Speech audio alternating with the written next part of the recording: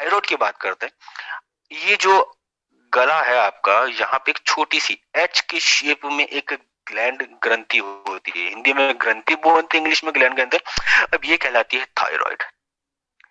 अब यहाँ से थायराइड से हार्मोन रिलीज होता है जो आपके शरीर के अंदर एक नहीं दो नहीं बेहतर काम करता है। जैसे आपका हार्ट बीट कंट्रोल करने का काम कहीं ना कहीं वो भी करता है, सपोर्ट करता है। फिर डाइजेशन, फैट, लीवर के ऊपर जो काम है, आपकी हड्डियों की जो ग्रोथ है, मसल्स की जो ग्रोथ है, उसके अंदर कहीं ना कहीं काम कौन करता है? थायराइड। मतलब है गले के ऊपर, लेकिन इस ग्लैंड से, थायराइड ग्लैंड से जो भी हार्मोन निकलता है, जिसे थायराइड हार्मोन बोला जाता है, वो अलग अलग लोकेशन पे जाके अलग अलग काम करता है। बोन पे जाएगा तो काम अलग होगा, पेट में जाएगा तो काम अलग होगा, हार्ट की तरफ जाएगा तो काम अलग होगा, मसल्स की तरफ जाएगा तो काम अलग अलग होगा। मतलब ये भी मल्टी फंक्शनल है। लेकिन होता क्या है, ये बहुत स्पेसिफिक केस है जब थायराइड की गड़बड़ हो जाती है। अच्छा, ये गड़बड़ या तो एज रिलेटेड हो सकती है, या ये गड़बड़ हो सकती है किससे? मेडिसिन से रिलेटेड, या किसी और कारण से भी हो सकती है। तो या तो ये बहुत ज्यादा एक्टिव हो जाएगा या बहुत कम एक्टिविटी हो जाएगी, और दोनों ही केस हमारे लिए या हमारे शरीर या हमारी हेल्थ के लिए खराब है।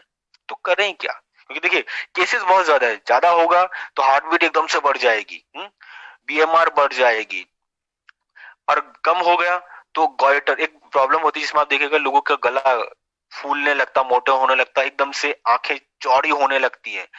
ये ठीक है, यहाँ तक तो ठीक है। लेकिन अगर इसी वजह से मैं बोलूं कि थायराइड की वजह से भी मेल और फीमेल के अंदर इनफर्टिलिटी का भी कारण या चांसेस बढ़ जाते हैं, उससे आपको शायद समझ में आएगा कि ये कितना ज्यादा प्रॉब्लमेटिक होता है। इसी वजह से आप देखिए, एक एज के बाद ये सजेस्ट किया जाता है कि थायराइड का टेस्ट जरूर कराएं। और इवन प्रेगनेंसी के समय, एक एग्जांपल की मैं बताऊं, प्रेगनेंसी के समय महिला का थायराइड हार्मोन एक बार जरूर चेक किया जाता है। दोस्तों, थायराइड और उससे रिलेटेड इश्यू से बचने के लिए आपको इस्तेमाल करना है क्या? थायरोफ्यूल, जिसमें अश्वगंधा, जिनसेंग, रॉ पाउडर है, लिकोराइज, मोरिंडा, टायरोसिन, मतलब वो सारे मुख्य तत्व जो आपके थायराइड के लिए हैं, जो थायराइड हार्मोन बनाने के लिए जरूरी है, उनको बनाने के साथ साथ आपके शरीर में उनका बैलेंस भी मेंटेन होना जरूरी है। इन दोनों के लिए रेस्पॉन्सिबल है। मतलब एक तो बनाए भी और बनाने के साथ साथ मेंटेन भी करता रहे, तब हमको देना हो जाए या देना चाहिए थायरोफिल।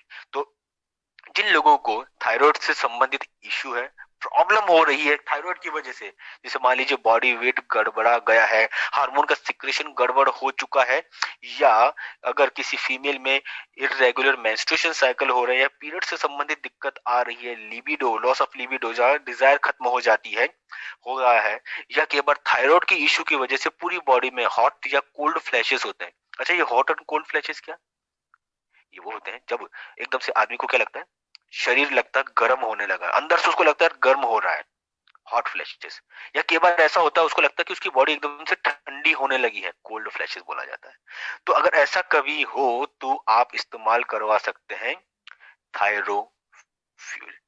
मैं बात करूं देने के तरीके की, तो देने का तरीका दोस्तों वही रहेगा, एक या दो कैप्सूल। मैं वही करूंगा, शुरुआत आपको जो करनी है या करवानी है, एक या दो कैप्सूल से ही करवानी है, सफिशियंट है, बहुत सफिशियंट है। अगर आप करवाते हैं तो एक से करवाइए, एक सुबह एक शाम, पानी के साथ में, खाना खाने के आधे घंटे बाद। और प्रिकॉशंस का जरूर ध्यान रखें कि अगर उसका कोई ट्रीटमेंट चल रहा है, 18 साल से कम है, या बच्चा है, लैक्टेटिंग मदर है, प्रेग्नेंट वुमेन है, उसके अंदर इनका ध्यान में रखना जरूरी